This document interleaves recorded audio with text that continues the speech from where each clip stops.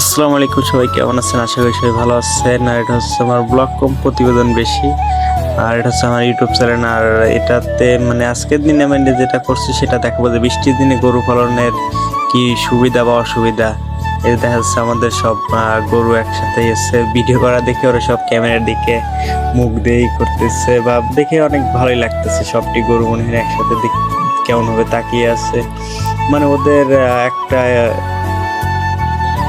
ওদের এখন হচ্ছে কি ঘাস কাটতে যাব। ওদের হচ্ছে সারাদিন না খেয়ে রয়েছে। ওদের এখন ঘাস টাস নিয়ে সেই করবো। আর এই যে আমাদের টুনি মানে ও সবসময় মানে কাছে গেলেই আদর চায়। এখন দেখতেই পাচ্ছেন কিরকমই করছে। আর এখন মানে বের হবো যে ঘাস আনার জন্য কাছে টাছে নিয়ে। আর বৃষ্টির ভিতর জানেনি তো, বৃষ্টি নামলে পারে কিরকম অসুবিধা হয়। মানে আমাদের এখানে হারা চকমক বা আমাদের বাড়িতেই দেখা যাচ্ছে যে পানি কাদা মাদা ভরা। বাড়ি থেকে আমি সারাদিনই বের হইনি, এখন বের হয়ে দেখি যে অবস্থাটা কিরকম। হারা দুইয়ের ভুঁইয়ের দিয়ে পানি ভরা, এই সাইড ও সাইড দিয়ে খালি পানি পানি আর পানি। দেখাই যাচ্ছে যে সব জায়গায় খালি পানি আর পানি। আমাদের মানে রাস্তাটাই প্রায় ডুবে গেছিল। এখন ব্যানলে বের হব। আর বাকিটা হচ্ছে পরে কথা হচ্ছে। আপাতত আপনারা সবাই ভিউটা এনজয় করেন।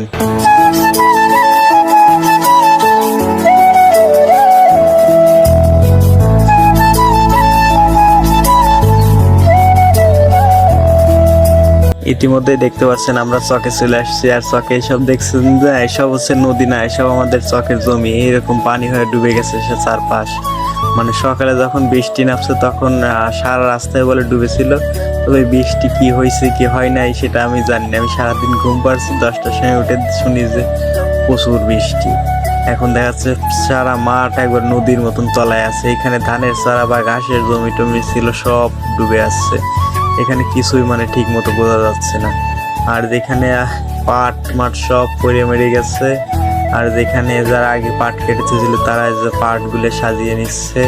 আর মাঝখানে যখন আমি এই সাইড দিয়ে যাচ্ছিলাম ভিডিও করতে করতে, তখন তারা বলতেছিল যে ভিডিও করতেছো নাকি, তো করো, ভালো ভালো, তবে ভিডিওটা মানে ছেড়ো, আমাদেরকেও বলো। তবে যে এখানে আবার আসার পর দেখি যে মানে কাকা বা ছোট ভাই ব্রাদাররা মাছ মারতেছে। বললো যে এখানে জালি করে বলে মাটি দিয়ে কালপাড় আটকানোর চেষ্টা করছিল। ওই মাটি এখান থেকে পানির স্রোতে এই সাইডে ভেসে চলে আসছিল। পরে আবার নিয়ে এসে এখন বস্তায় করে করে মাটি ভরতেছে। আর দেখেন তো পানির স্রোতটা কি প্রচুর।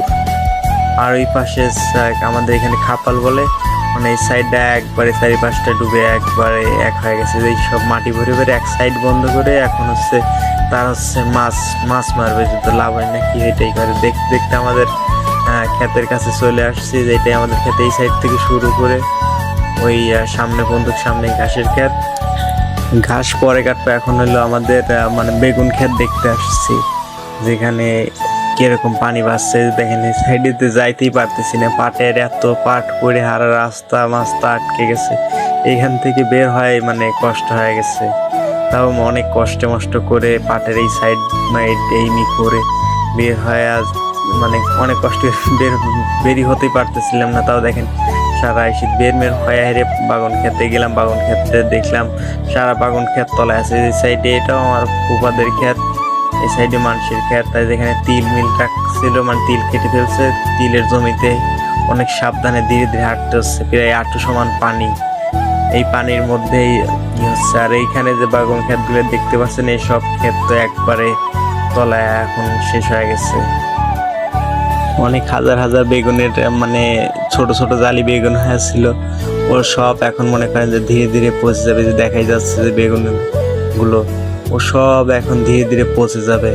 এখন মনে করেন বেগুনের বাজার বর্তমান আগুন দাম। 1 মন বাগুনের দাম 1100-1200। এখন বেগুন মনে করেন এরকম হাজার হাজার বিঘে তলায় গেছে। এখন এক কথায় সব ক্ষেত মারা যাবে। এখন মনে করেন বেগুনের দাম আরো আকাশ ছোঁয়া হয়ে যাবে। কিন্তু হয়তো কোনো লাভ নাই, কৃষক তো মনে করেন একবার শেষ হয়ে গেছে।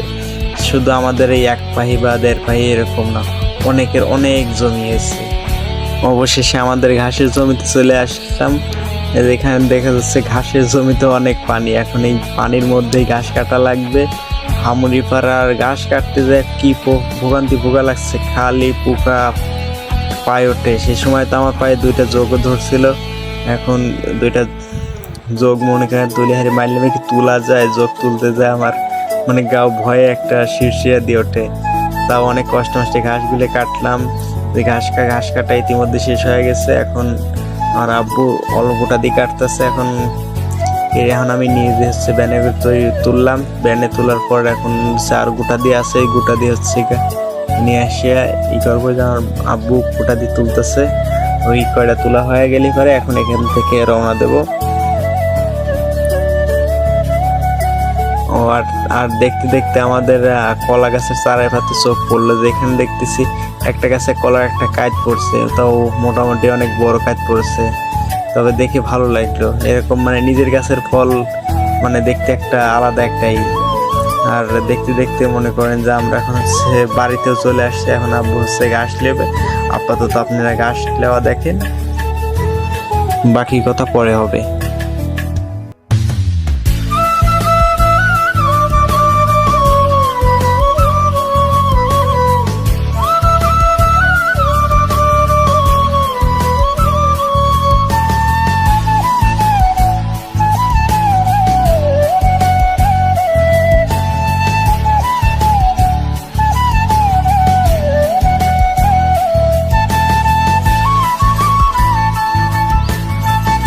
তবে দিনে আর ভিডিও করতে পারছি না, বৃষ্টির ভিজে মেজে গোসল করে গেছিলাম। এর এখন রাতে এসে ভিডিও করছে, দেখছি টুনি আমার দিকে তাকায় লইছে। পরে ওদেরকে ঘাস মারি দিলাম।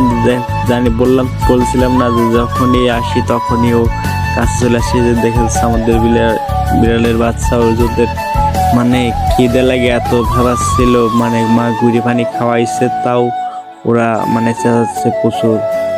তাও ওদের এসে আমি ঘাস টাস দিলাম, এখন ওরা ঘাস টাস খাচ্ছে।